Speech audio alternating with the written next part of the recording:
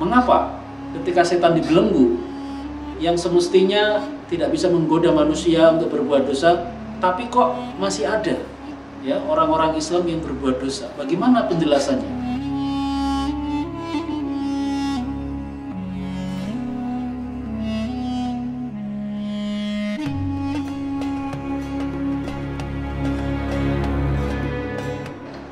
Assalamualaikum warahmatullahi wabarakatuh. Alhamdulillahirabbil alamin. Wassalatu wassalamu ala asyrafil anbiya'i wal mursalin sayyidina wa maulana Muhammadin wa ala alihi wa sahbihi ajma'in. Para pemirsa yang dirahmati Allah Subhanahu wa taala, pada kesempatan kali ini saya ingin menyampaikan suatu tema terkait dengan salah satu keistimewaan bulan Ramadan, yaitu bahwa setan-setan akan dibelenggu oleh Allah Subhanahu wa taala di bulan Ramadan.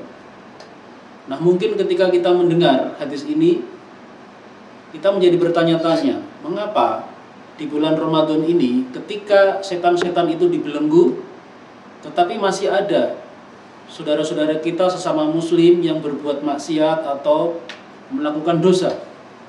Misalnya mungkin di pasar Anda pernah melihat orang makan, padahal itu siang hari di bulan Ramadan.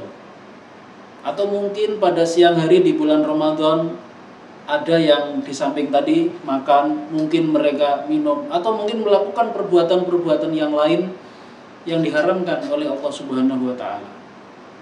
Mengapa ketika setan dibelenggu yang semestinya tidak bisa menggoda manusia untuk berbuat dosa, tapi kok masih ada ya orang-orang Islam yang berbuat dosa? Bagaimana penjelasannya?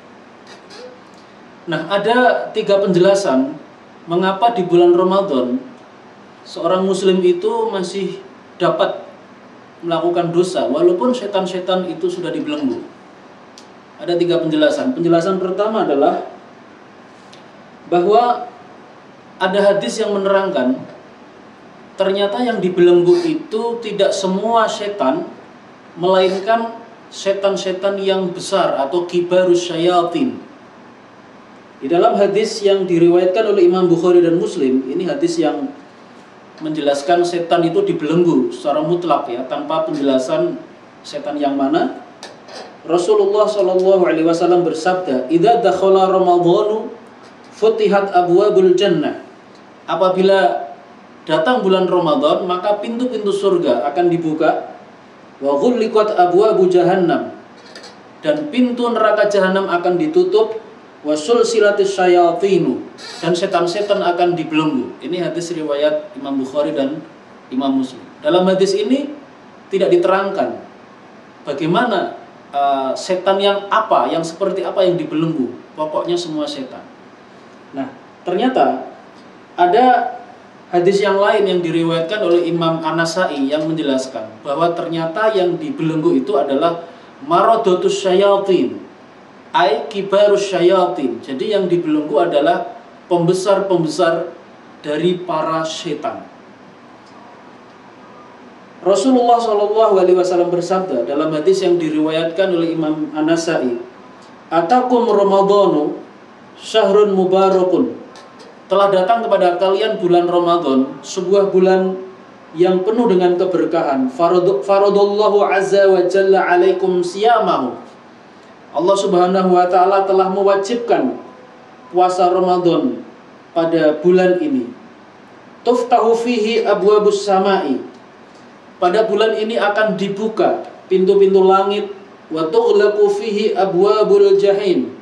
Pada bulan ini pintu neraka jahim akan ditutup.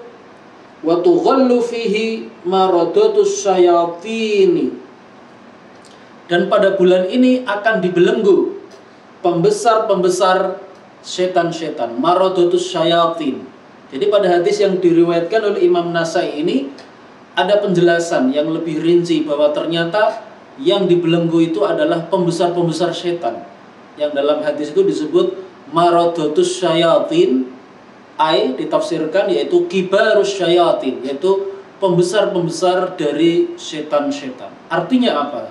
Ketika di bulan Ramadan itu ternyata tidak semua setan dibelenggu, melainkan setan-setan yang menjadi pembesar-pembesar atau pentolan-pentolannya, ya. Sementara kalau setan-setan yang kecil-kecil itu ternyata tidak dibelenggu mafhumnya atau pemahamannya, sehingga setan-setan inilah yang kecil ini yang masih bisa menggoda kaum muslimin.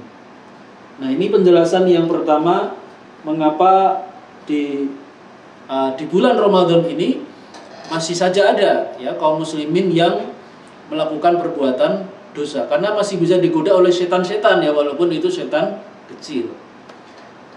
Penjelasan yang kedua yaitu bahwa meskipun setan-setan itu dibelenggu, akan tetapi manusia itu tetap memiliki hawa nafsu yang bisa mendorong manusia untuk berbuat maksiat atau berbuat dosa, walaupun tanpa ada peran dari setan.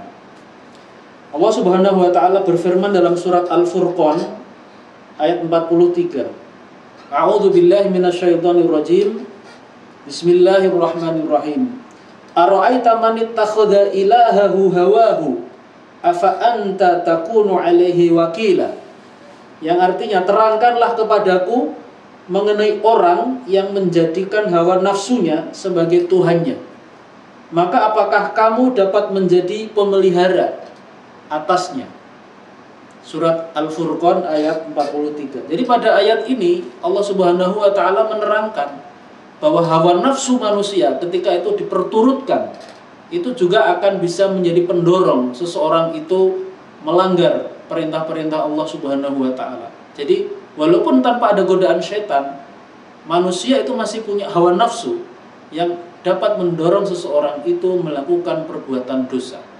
Nah, inilah alasan yang kedua mengapa di bulan Ramadan ini walaupun setan itu dibelenggu, kaum muslimin masih ada yang berbuat dosa. Kenapa? Karena bisa jadi dia melakukan perbuatan dosa itu memang tidak ada pengaruh setan, tapi hawa nafsunya itu mendorong dia melakukan perbuatan maksiat. Misalnya dia merasa lapar, lalu dia makan begitu saja, tidak ingat bahwa atau dia pura-pura lupa bahwa itu adalah bulan Ramadan, atau dia merasa lapar, ya, kemudian dia makan, atau merasa haus lalu dia minum, ya, dan seterusnya. Ini adalah dorongan hawa nafsu manusia. Nah, alasan yang ketiga, kenapa seorang muslim itu kenapa masih bisa melakukan perbuatan maksiat di bulan Ramadan padahal setan-setan itu dibelenggu? Karena yang dibelenggu itu, ini alasan ketiga, karena yang dibelenggu itu adalah setan dari golongan jin. Sementara setan dari golongan manusia itu tidak ada keterangan Quran atau hadis mereka dibelenggu, ya. Jadi setan dari golongan manusia itu tidak ada keterangan dari Quran atau hadis itu dibelenggu di bulan Ramadan, dan faktanya yang bisa kita lihat adalah memang manusia atau setan dari golongan manusia di bulan Ramadan itu masih bebas dia melakukan segala sesuatu aktivitas yang dia lakukan. Dalam Al-Quran surat Al-An'am ayat 112, Allah Subhanahu wa taala menjelaskan bahwa setan itu ada dua golongan, ada yang dari golongan jin dan ada yang dari golongan manusia. A'udzu billahi minasyaitonir rajim. Wa kadzalika ja'alna likulli nabiyyin aduwan syayatinal insi wal jinni yuhi ba'duhum ila ba'din zukhrufal qawli ghururan. Yang artinya demikianlah kami jadikan, yaitu kata Allah, kami jadikan setiap nabi itu punya musuh. Wa kadzalika ja'alna likulli nabiyyin aduwan. Ya, siapa musuh nabi itu? Termasuk musuhnya Nabi Muhammad sallallahu alaihi wasallam, juga musuhnya umat Nabi Muhammad, yaitu syayatinal insi wal jinni, yaitu setan-setan dari golongan jin dan setan-setan dari golongan manusia. Nah, jadi yang dibelenggu di dalam hadis tadi riwayat Imam Bukhari dan Muslim, di bulan Ramadan setan-setan dibelenggu itu adalah setan dari golongan jin.